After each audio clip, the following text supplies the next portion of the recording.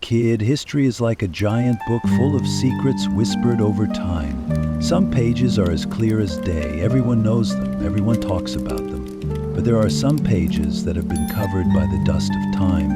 And today we're going to open up those dusty pages and follow the trail of a nearly forgotten people, the Etruscans. They were a civilization that lived in the shadow of Rome but played a huge role in shaping it. They had their own alphabet, their own gods, their own traditions. And at one point, they ruled over powerful city-states on the Italian peninsula. But time was harsh on them. Their language disappeared, their cities were wiped out, and their names got lost in the shadows. Today, we're going to remember this lost civilization. We'll talk about who the Etruscans were, how they lived, and most importantly, what role they played in the birth of Rome. If you're ready, we're about to take a journey deep into time. Welcome to the lost world of the Etruscans. Kid, history, this big puzzle we talk about, sometimes leaves its most interesting questions unanswered. Some ancient civilizations have their origins clearly told, but then there are those that remain a mystery. And the Etruscans are one of those mysterious peoples. Who were they? Where did they come from? Did they suddenly appear, or did they have much older roots? As we wander through the dusty pages of history, we'll be looking for answers to these questions. The origins of the Etruscans have been a matter that has puzzled historians, linguists, and archaeologists for centuries. Some ancient historians claim that they came from distant lands, possibly from Anatolia. The Greek historian Herodotus says the Etruscans were actually a people from Lydia, which is in the western part of modern-day Turkey. According to him, a great famine struck Lydia, and part of the population set out to sea, eventually reaching the lands of Italy. And that's how the Etruscan civilization was born. However, there are those who oppose this theory. Another great historian, Dionysius, argues that the Etruscans have always lived in Italy and were a local people. Just like the Latins and Sabines, the ancestors of Rome, the Etruscans were one of Italy's ancient inhabitants, according to him. Recent genetic studies and archaeological digs are making us question both views. DNA analyses of skeletons found in Etruscan tombs show that they were genetically very similar to other Italian peoples around them. This suggests they might have been a local people.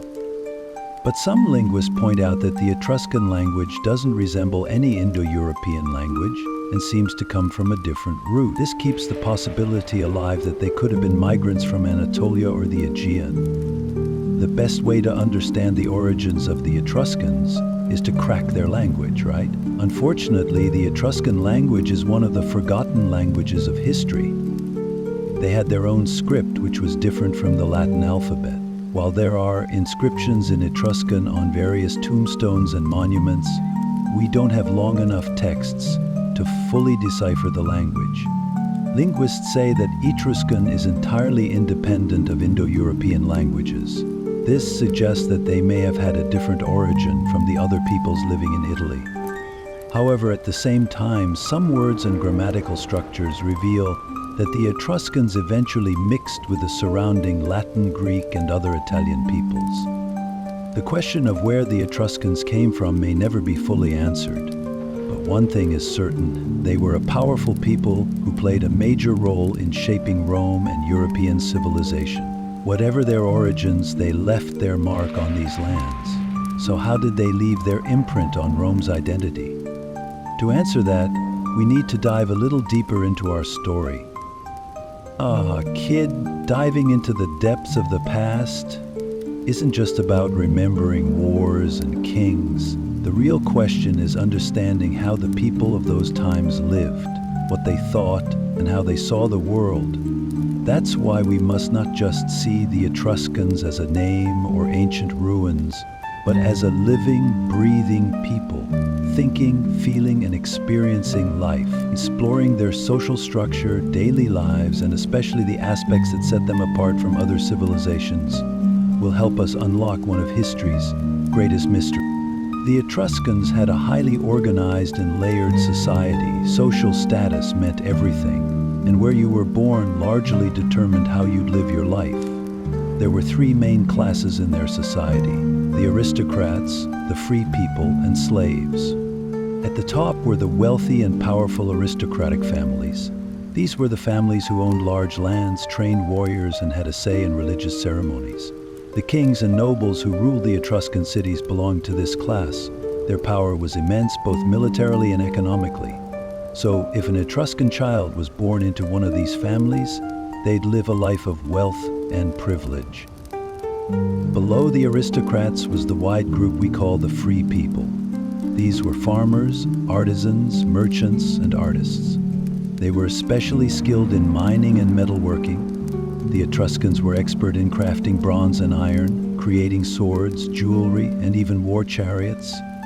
This class formed the backbone of society. They worked the fields, traveled trade routes, and built the cities.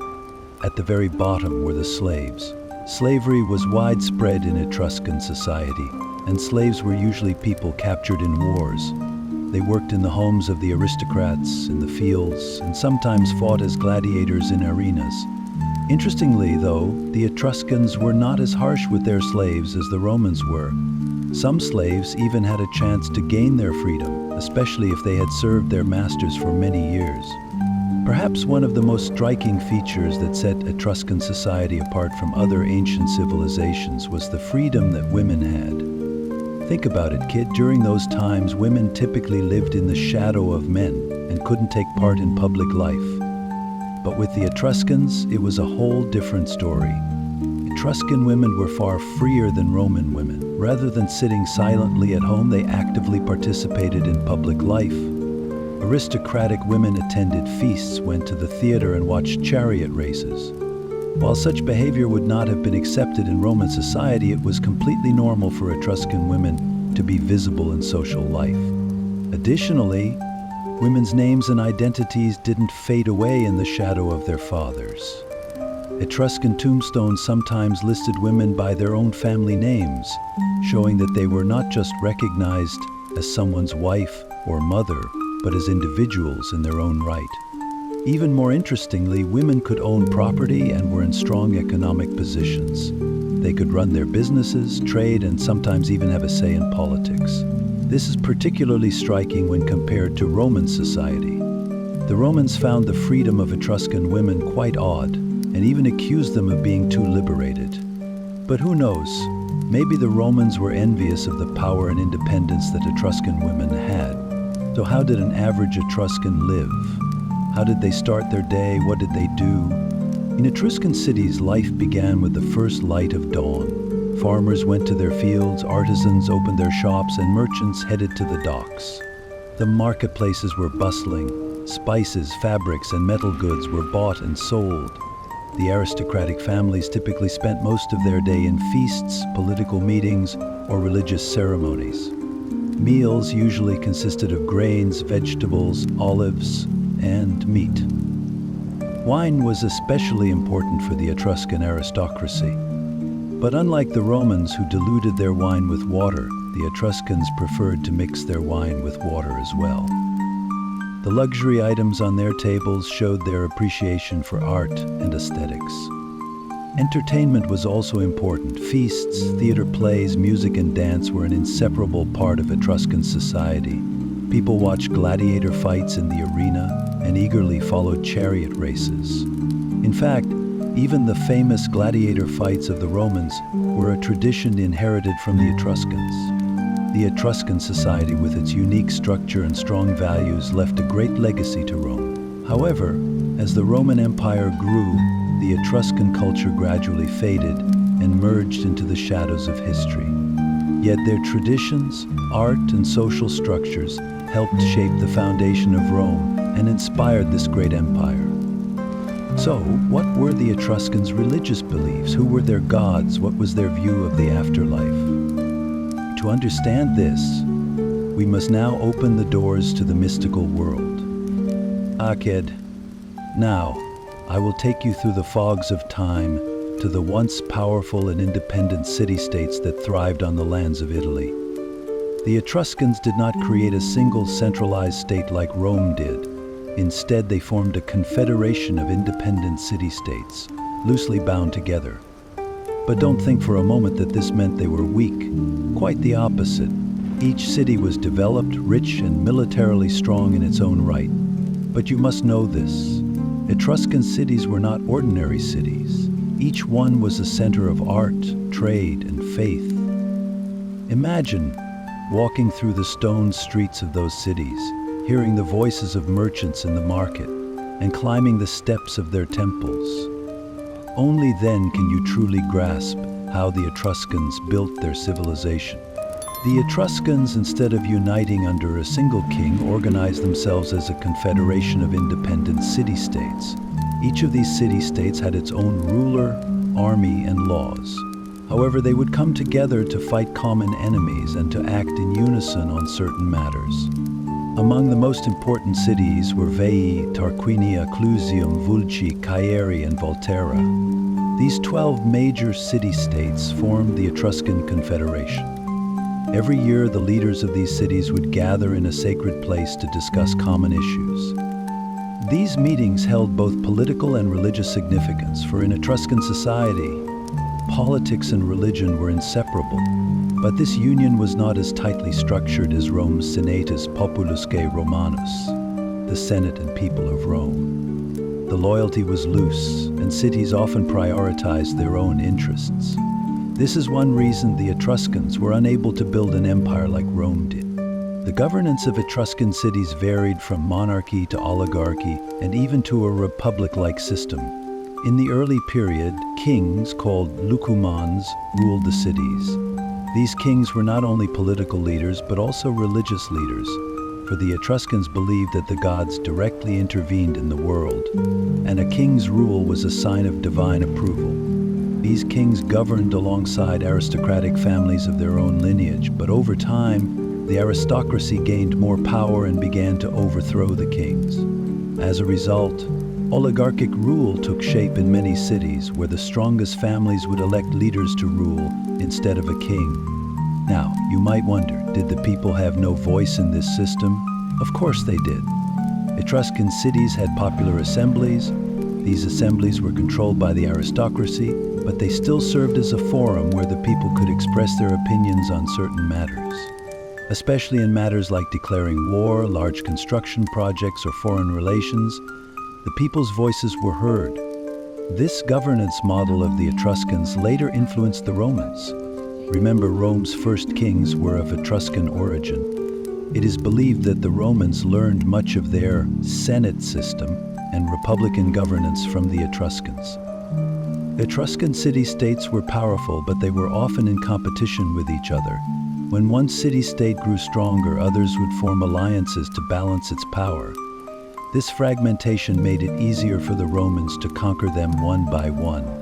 Had the Etruscans been able to unite and form a single, powerful state like Rome, perhaps history would have unfolded very differently. Yet destiny did not carve the Etruscans into history as a great empire. Instead, they have left us a grand legacy, one that still lives on today in the stones, temples, and laws of Rome. But were the Etruscans only influential in the political and military realms? What about their arts, architecture, and religious beliefs? Now, let us embark on a journey to explore their world of art and faith. You must know the best way to understand the soul of a people is by learning how they approached their gods and faced death. Because whether in the past or today, humanity has always strived to communicate with the divine and make sense of the unknown beyond death. The Etruscans were no exception. They believed that the universe was governed by the gods, and that the will of the gods shaped every event on earth. However, this divine order was something that ordinary humans could not fully comprehend. That's why prophecy played such a significant role in their belief system. But my child, you must not think that a people's connection to the divine is their only concern. The Etruscans too sought to understand death and maintain their bond with the departed. So, let us first explore their gods and methods of divination. and then turn our eyes to the realm of the dead, uncovering the secrets buried in their tombs. The Etruscans believed that the gods directly intervened in every event on earth. When thunder rumbled, the wind suddenly changed direction, or a flock of birds flew in a particular pattern, it was not just a natural occurrence. These were messages from the gods. But how could humans understand these divine messages? Here, the art of prophecy came into play. The Etruscans developed a special wisdom to interpret the will of the gods, and this knowledge would later become one of the most significant teachings passed down to Rome. Etruscan priests, known as augurs and haruspices, were responsible for interpreting these divine messages. They employed three main methods. Reading signs from the sky, augury, the flight patterns of birds, thunderstorms, and lightning were studied to understand the will of the gods. Liver divination, haruspiki. The livers of sacrificed animals, particularly sheep, were carefully examined, as the Etruscans believed the gods revealed clues about the future through these organs. Lighting and natural phenomena. Etruscans saw every extraordinary natural event as a warning from the gods. Even the Romans, before starting a war, would consult Etruscan priests to interpret these signs. Among the greatest gods of the Etruscans was Tinia, the Lord of the Heavens. Alongside him, Uni and Sel formed a sacred triad that represented fertility and the underworld. But the divine world was not limited to this triad. The Etruscan mythology encompassed a wide range of gods and spirits. The Romans greatly adopted the Etruscan system of prophecy and understanding of the gods. In fact, the origins of Rome's divinatory traditions can be traced directly back to Etruscan wisdom. Roman augurs and haruspices would become some of the most important religious figures in the Roman Empire. Now, child, close your eyes and imagine yourself in an Etruscan sacred necropolis, a city of the dead.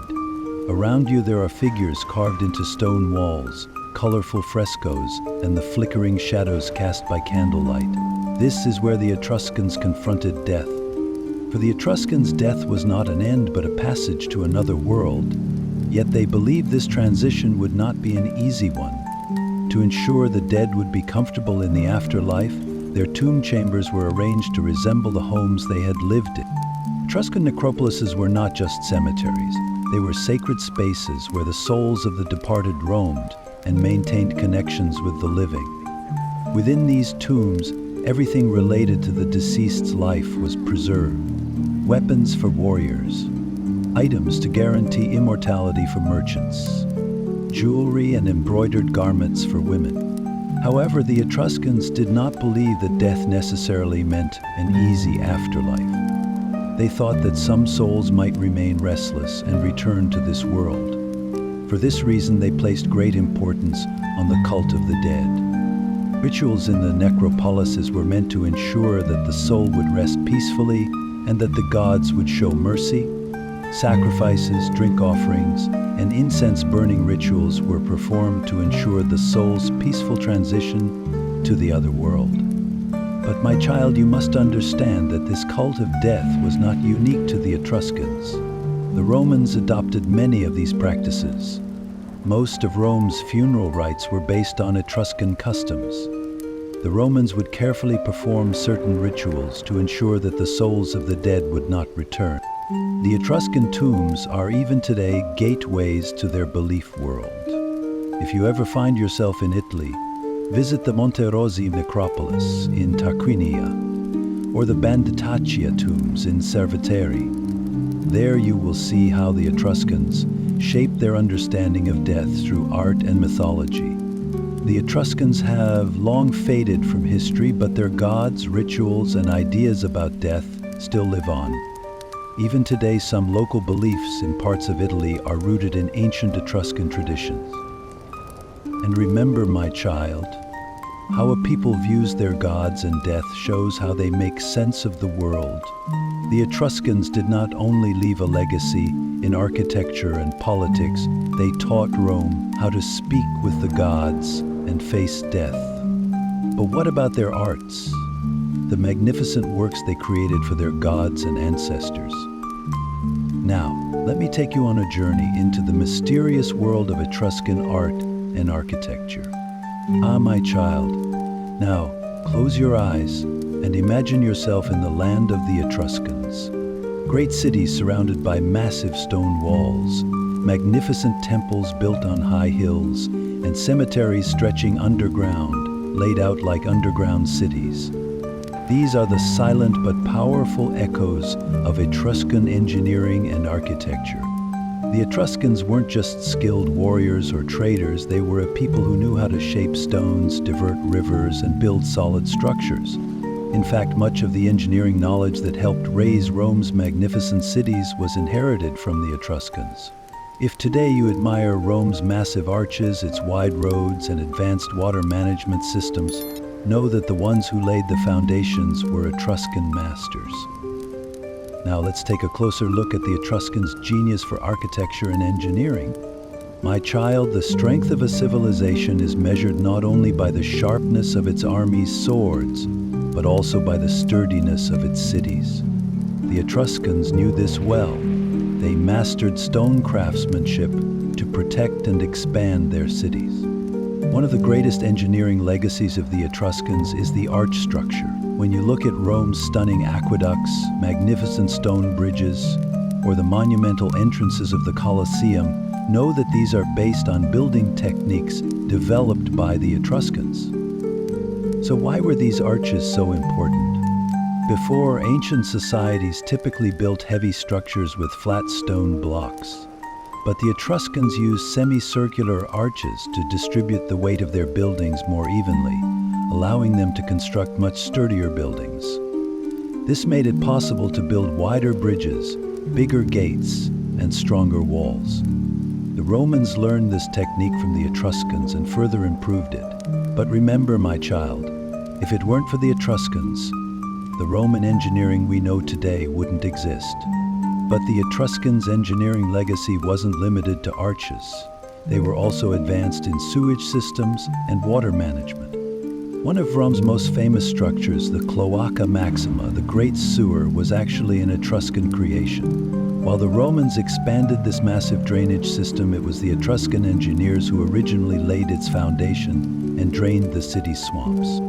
This system carried rainwater and waste away from the city, ensuring hygiene in Etruscan cities, drying out marshland, and preventing mosquito-borne diseases. That's why the Etruscans were not just master builders, but also true engineers who made a city livable. But my child, a society's architecture is not defined only by the buildings in its cities. The temples they built for their gods and the tombs they created for their dead reveal who they were. The Etruscans didn't just bury their dead and forget about them. For them, death was not an end, but a transition to another life. That's why they designed their tombs to resemble actual homes. If you ever visit the Monterozzi necropolis in Tarquinia or the Banditaccia tombs in Cerveteri, this is the image you'll have in your mind. A wide expanse of circular burial chambers carved from stone blocks. And inside, the walls are painted with vivid scenes of hunts, feasts, and mythological figures.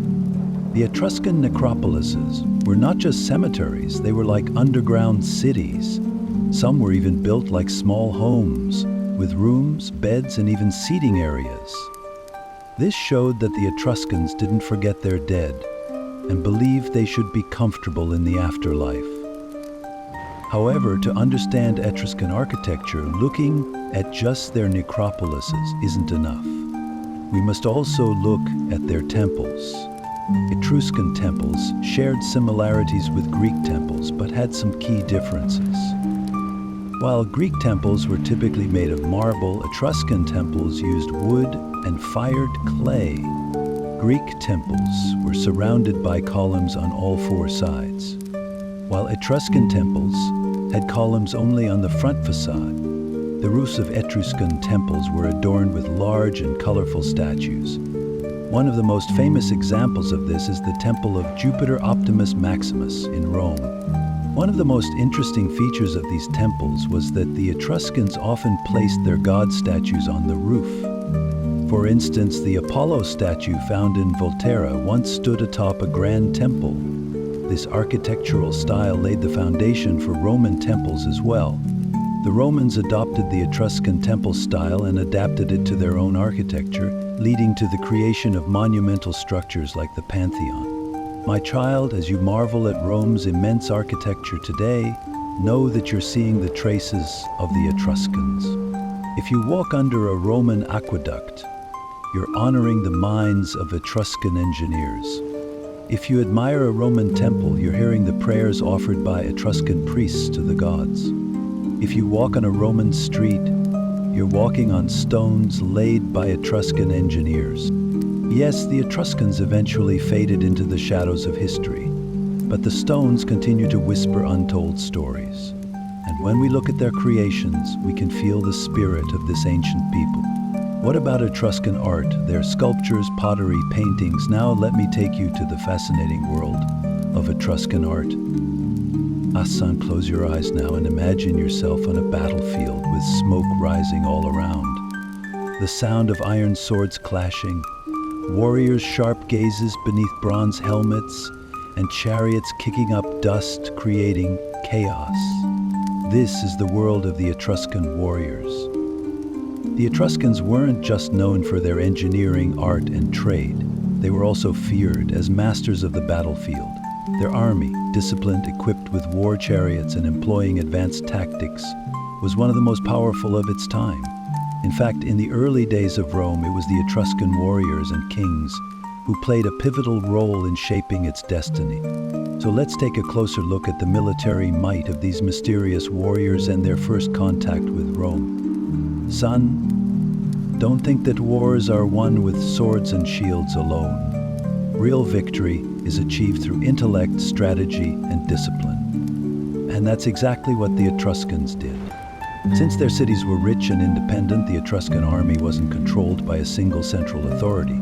Instead, each city maintained its own army, but they shared common tactics, weapons, and a unified warrior culture. Etruscan warriors used equipment inspired mostly by Greek and Eastern Mediterranean armies. Helmets. Made from bronze and copper, these helmets were sometimes decorated with feathers, offering protection and making the warrior appear more imposing. Armor. Wealthy noble warriors wore armor adorned with bronze reliefs, while common soldiers wore lighter leather armor. Shields, large, oval, or round wooden shields, often covered with bronze, made them both durable and light. Weapons, short swords, the predecessors of the gladius, spears, and battle axes were common. Long spears, ideal for hoplite tactics, were also used. But the biggest distinguishing feature of the Etruscans was their expert use of war chariots. Son, chariots meant speed, power, and fear on the battlefield. The Etruscans used two-wheeled, fast chariots with noble warriors in them to strike terror into the enemy. These chariots were light and fast, usually pulled by two horses, with a warrior and a charioteer inside. The warrior would use a long spear or bow to charge into the enemy ranks. This tactic was very effective on flat terrain, causing chaos in the enemy's lines. However, as time passed, when the Romans and other rivals developed more organized legion tactics, the importance of chariots declined. The Etruscans combined both individual fighting skills and group tactics on the battlefield. Hoplite formation. Etruscan soldiers used a phalanx formation learned from the Greeks.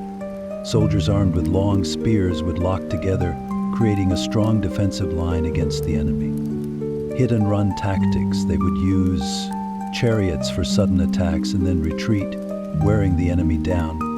Intimidating decorations. The Etruscans added feathers, horns, and shiny metals to their helmets to appear bigger and more terrifying on the battlefield. But son, war isn't won with swords alone. It's also won with politics. The Etruscans were not just warriors, but masters of political maneuvering, and that's why they played a key role in shaping the fate of Rome. Son, now I'll take you back to the early days of Rome. At that time, Rome was just a small settlement with no strong army or empire to speak of. So, How did Rome become an empire? The answer lies with the Etruscans. History tells us that some of Rome's first kings were of Etruscan origin. Tarquinius Priscus, Servius Tullius, and Tarquinius Superbus were all Etruscan-descended Roman kings. These kings brought many innovations to Rome. They established military order. They built the first great stone structures. They constructed aqueducts and drainage systems. They built temples for Rome, especially Servius Tullius, who built the first city walls of Rome, making it look like an Etruscan city. But as with all stories, this alliance didn't last forever. Son, as Rome grew from a city-state into a real power, it became a great threat to the Etruscans. Especially the tyrannical rule of Tarquinius Superbus led the Romans to revolt. In 509 BC, the Romans overthrew the last Etruscan king and declared the Roman Republic. But despite all of that, Rome could never fully erase the Etruscan legacy. The Roman legions were inspired by Etruscan battle formations. Engineering techniques were learned from the Etruscans. Religious traditions and oracles were Etruscan in origin. And most importantly, Rome's identity was built on the discipline, tactics, and governance knowledge taught by the Etruscans. Son, the Etruscans have disappeared into the shadows of history, but their influence on Rome remains. Today, when we talk about the grandeur of Rome, we should never forget that at the heart of that grandeur lies the wisdom and strength of the Etruscans. But the Etruscans' fate doesn't end here. Their wars with Rome gradually led to their demise. So how did this ancient civilization fall as Rome rose? Let's take a closer look at the downfall of the Etruscans and Rome's ultimate victory. Son, let's head back to the early days of Rome. Back then, the glorious empire you know today had yet to be born. Rome was just a modest settlement on the banks of the Tiber River, but fate had already chosen the people who would transform this small town into a mighty power. And some of these people were the Etruscans. During Rome's early kingdom period, some of its rulers were of Etruscan descent, and they transformed Rome in terms of urban development, politics, and the military. The most famous of these rulers were Tarquinius Priscus and Tarquinius Superbus. These two kings played a pivotal role in shaping Rome's destiny. One was a king who raised Rome, while the other opened the door to its downfall. So, let's start the story of the Tarquin dynasty. Now, the first name I'll tell you about is Tarquinius Priscus, also known as Tarquinius the Elder. Actually, this man wasn't a born and raised Roman. He was born in an Etruscan city called Tarquinia, but fate would make him Rome's fifth king. So, how did an Etruscan end up on the throne of Rome? Tarquinius Priscus was a wealthy but not noble-born Etruscan, but through his ambition, intelligence, and determination, he earned his place in Rome. According to legend, when he arrived in Rome, he was already wealthy and won the people's favor by generously donating to them. He earned the trust of the king, at the time Ancus Marcius, and became his advisor. But when the king died, things changed. He used political intrigue to sideline the rightful heirs and declared himself king. And just like that, an Etruscan sat on the throne of Rome. Tarquinius Priscus made undeniable contributions to Rome. He turned Rome from a village into a great city. He expanded the Forum. Today, the Roman Forum, which is still considered the heart of Rome, was his work. He built the Cloaca Maxima. This was Rome's first sewage system and one of the greatest engineering marvels of the ancient world. He laid the foundations for the Circus Maximus. The first large hippodrome in Rome was started during his reign. But do you know what his greatest legacy was, son? He strengthened Rome's army. He taught the Romans the Etruscan art of warfare and introduced a legion-based structure to the army. Rome was now not just a city, but a growing military power. But fate didn't allow this great king to stay on the throne for long. Son, the greater the power, the more enemies you have. The sons of the former king, disturbed by Tarquinius Priscus's rule, arranged for his assassination. Priscus was killed in a coup, but the story didn't end there, because the one who came next was just as powerful. Son, Tarquinius Priscus, was a king who built Rome, but his successor, Tarquinius Superbus, or Tarquinius the Proud, was the man who brought an end to Rome's kingdom period. As his name suggests, Superbus was a proud and ruthless ruler. So, how did this tyrant take the throne of Rome? Superbus first secretly had Rome's seventh king, Servius Tullius, killed. Without winning the people's favor, he took the throne through tyranny. During this time, he pressured Rome with Etruscan warriors and tried to become an absolute ruler, ignoring the people's discontent. But son, every tyranny comes with a cost. Superbus' biggest mistake was turning the people of Rome against him, especially when his son, Sextus Tarquinius, committed a heinous act against a noblewoman, Lucretia. It sparked a rebellion. The revolt grew, the people overthrew Superbus, and Rome ended its monarchy, establishing the Republic. After this, the Etruscans completely lost their dominance in Rome. Son, the Tarquin dynasty may have ended, but their influence in Rome was never erased. Rome's engineering marvels, its army, religious traditions, and even its political structure were largely inherited from the Etruscans. Tarquinius Priscus and Superbus were two kings who deeply affected Rome. One ensured Rome's growth, while the other sparked the flame that would transition Rome from monarchy to republic. And thus Rome's destiny changed. But son, do you think the Etruscans were truly erased from history, or did they continue to live on within Rome? Let's dive into the next chapter, and together we'll explore the downfall of the Etruscans and how they intertwined with Rome. Kid, now I'm gonna take you to the darkest corners of Rome's palaces and streets. Back when the mighty Roman Empire was still just a dream, people in those lands were already searching for freedom in their hearts.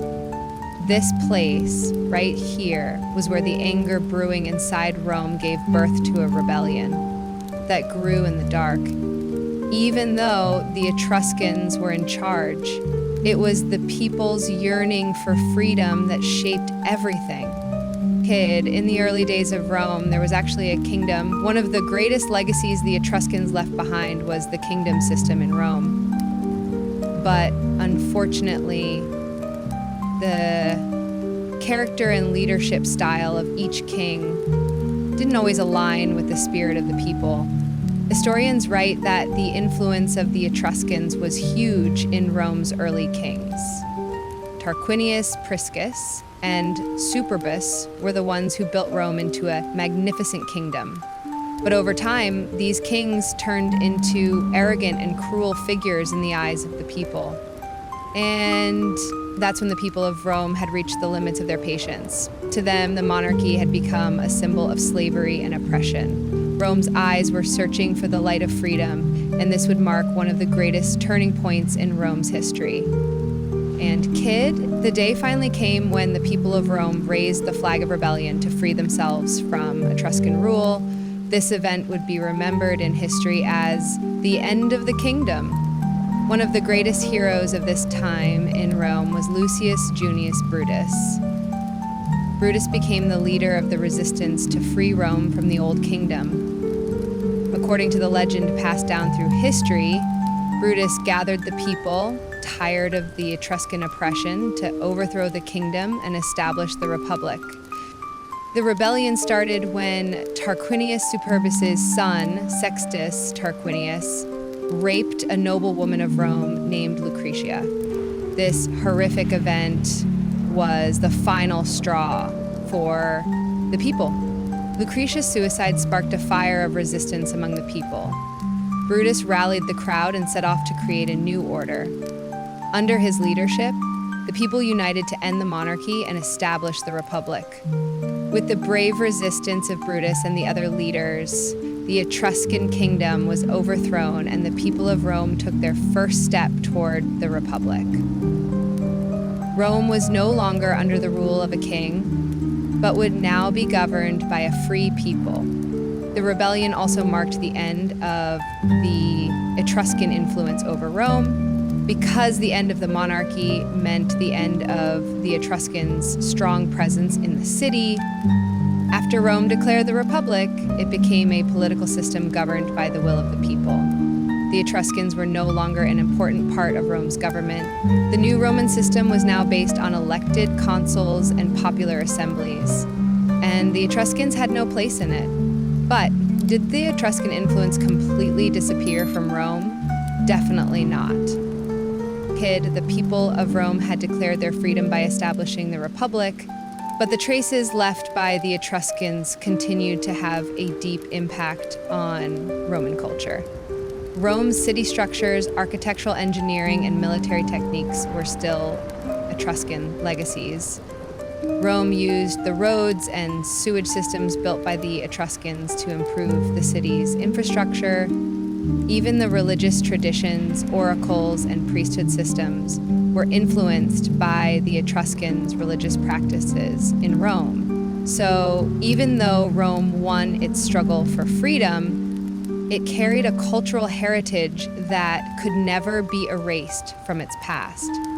Rome's belief in the Etruscan gods eventually laid the foundations for Rome's pantheon. The Roman army continued to be inspired by Etruscan strategies. In short, Rome's freedom was shaped under the influence of Etruscan culture.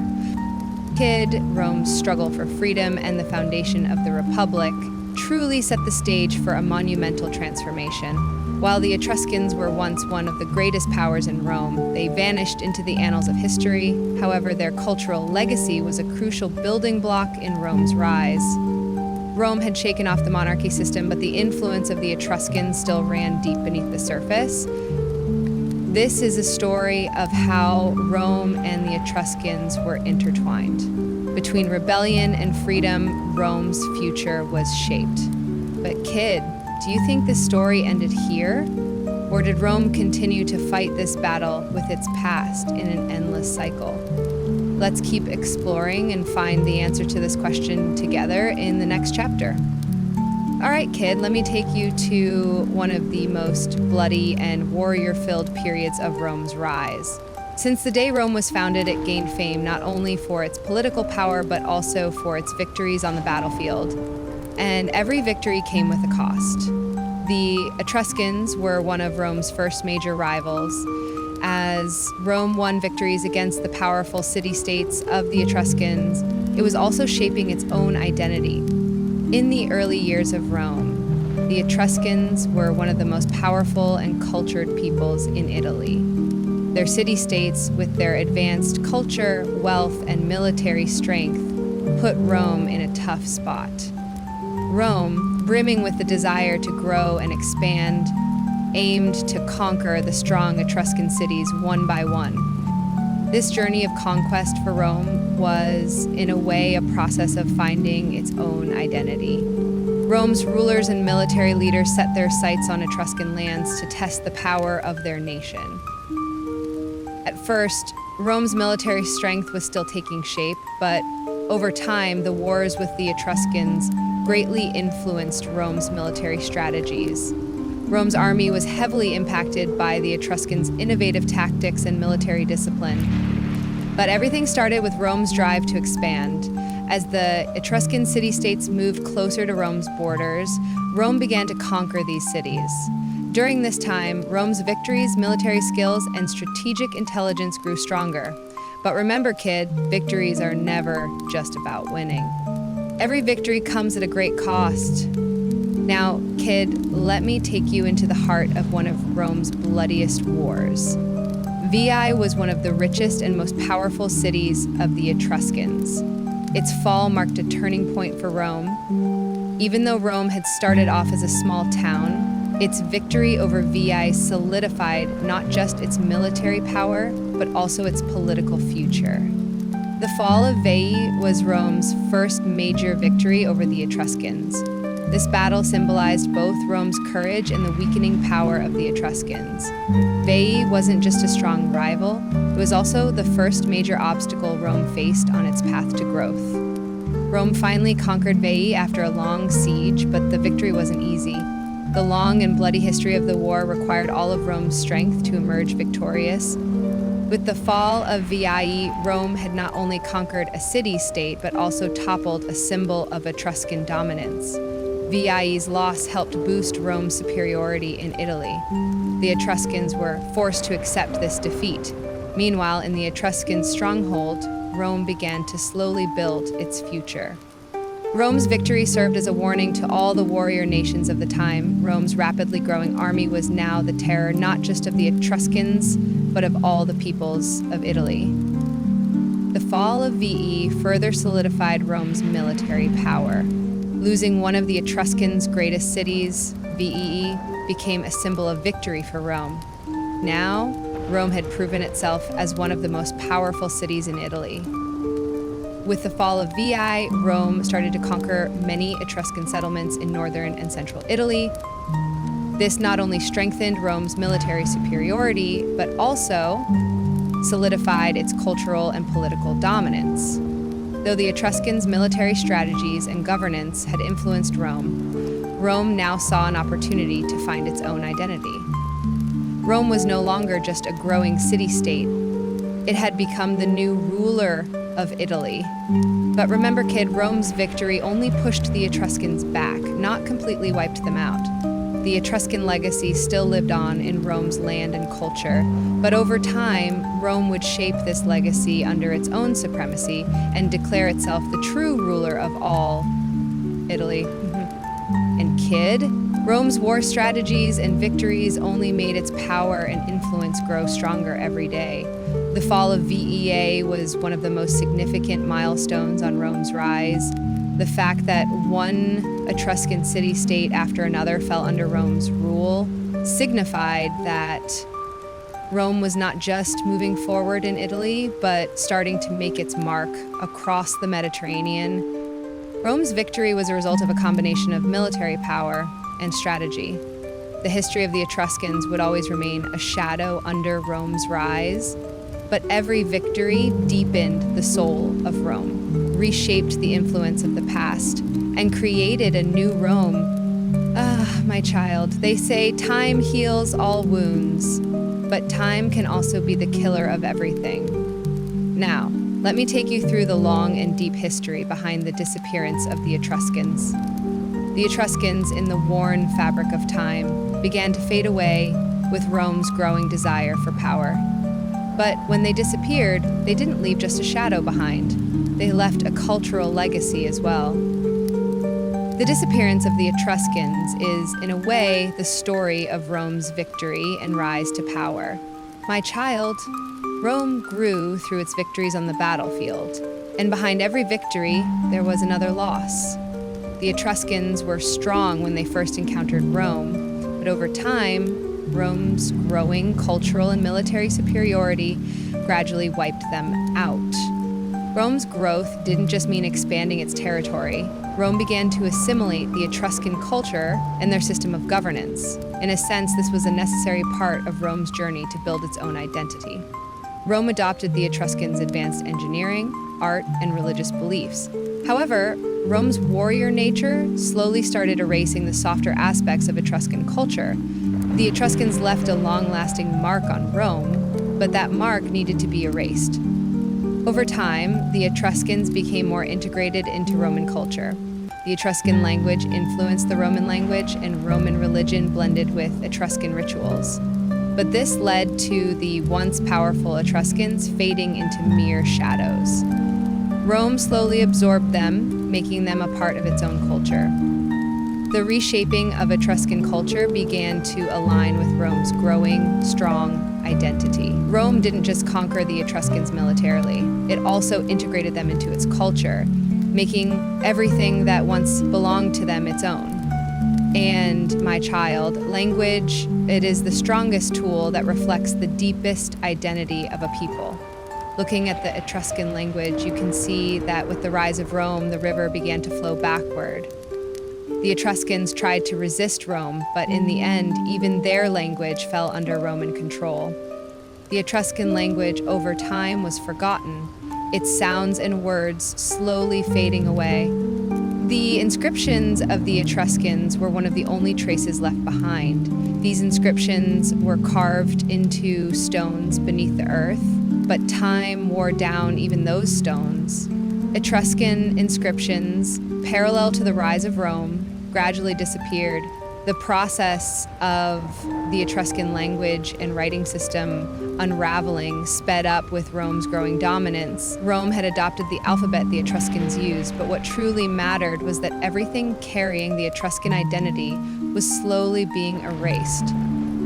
And don't forget, my child, this was a time when Rome triumphed, and with that triumph came the overshadowing of the Etruscan language. The Etruscan inscriptions began to lose their meaning. Today, Etruscan writings remain a mystery, like some hidden codes of the past, only accessible to curious eyes. The Etruscan language may have disappeared, but the cultural heritage they left behind still survives in the soul of Rome.